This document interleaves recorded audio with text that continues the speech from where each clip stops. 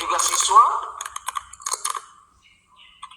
harus kita kembangkan sebetulnya. Tadi saya lihat-lihat, ini kayaknya ada yang baru di sini, yang dalam proses pembelajaran ini harus ditampilkan, ya. Tadi Ibu Elida ya, dengan boneka tangan itu saya pikir ini beliau akan bermain boneka itu untuk siswa kelas 1, sehingga dari boneka itu ada sesuatu yang siswa itu tangkap, ambil dari situ. Apa yang kurang dari boneka itu dan apa yang ada pada dirinya dan kelebihannya. Tapi saya tidak masuk ke situ terlalu jauh. Nanti di review baru kita bahas nanti. Masukan saya adalah teman-teman perhatikan ya, apa yang teman-teman tulis itu harus sesuai dengan langkah-langkah itu.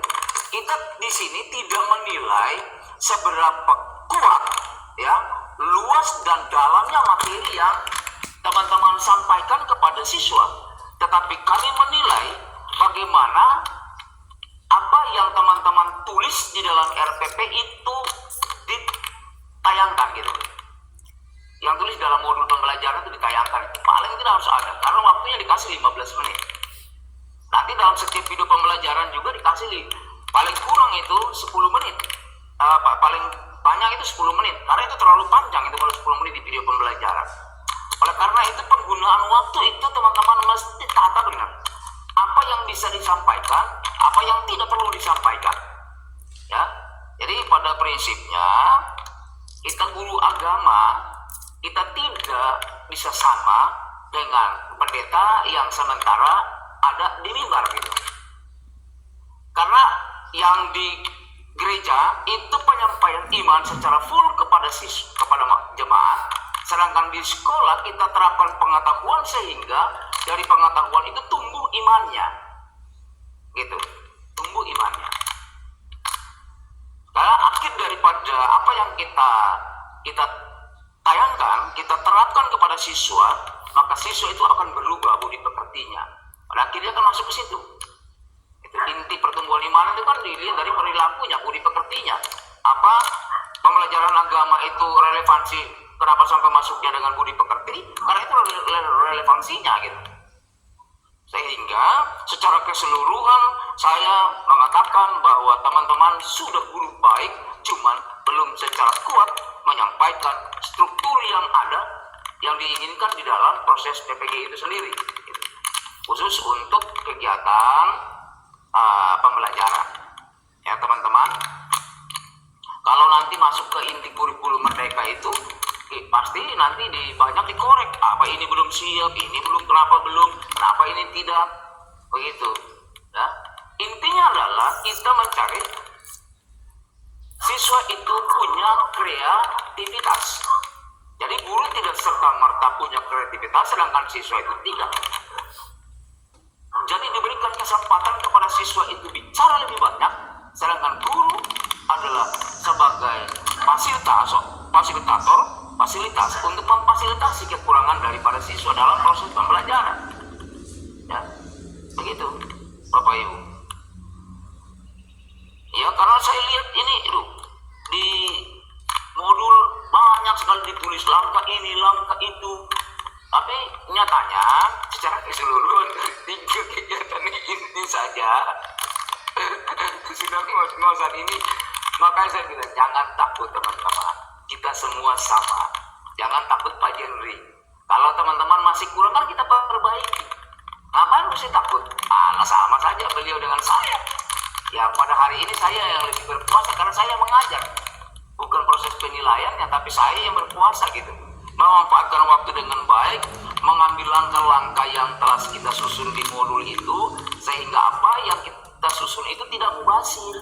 Cuman sekedar kita menulis supaya dilihat bagus dan banyak sekali lembar kertasnya, tetapi ketika kita menyampaikan materi tidak satu pun yang masuk kepada pencapaian.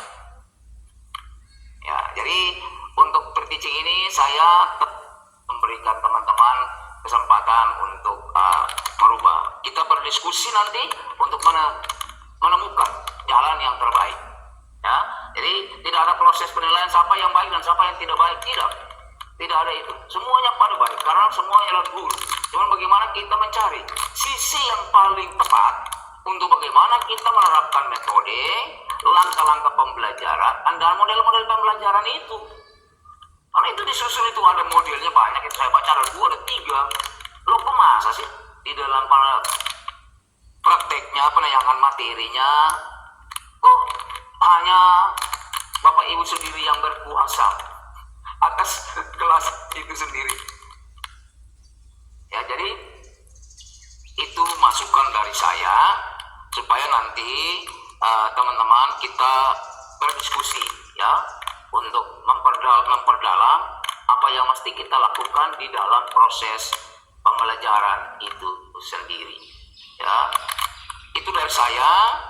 Kemudian saya kembalikan ke Pak Jendri dulu. Nanti kalau ada yang perlu kita bahas lagi. Oke, baik. Oke, baik. Terima kasih Pak Poli yang sangat luar biasa. Ya, Bapak Ibu, memang rasa groginya itu masih kelihatan.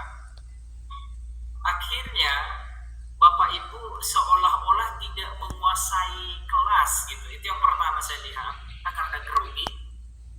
Yang kedua, kemungkinan karena Bapak Ibu harus mengajar seolah-olah ada siswa, jadi agak sedikit kaku gitu ya.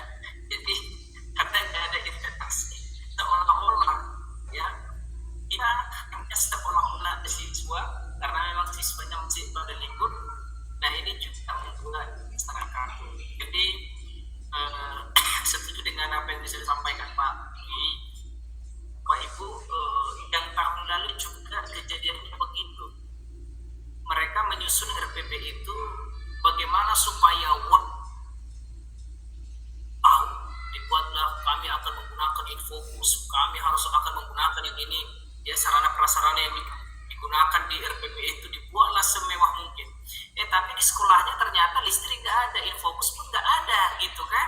Jadi nggak bisa diimplementasikan apa yang ditulis dengan praktiknya gitu. Seperti yang disampaikan Pak Poli tadi, jangan muluk-muluk deh gitu kan. Jangan dibuat yang tidak mungkin bisa diterapkan tapi ditulis di modul gitu. Makanya saya selalu katakan kontekstualisasikan segalanya itu. Ya, kalau memang di sekolahnya itu ada Infocus, ya udah digunakan Infocus boleh. Tapi kalau tidak ada Infocus di sana, jangan dibilang ada Infocus menggunakan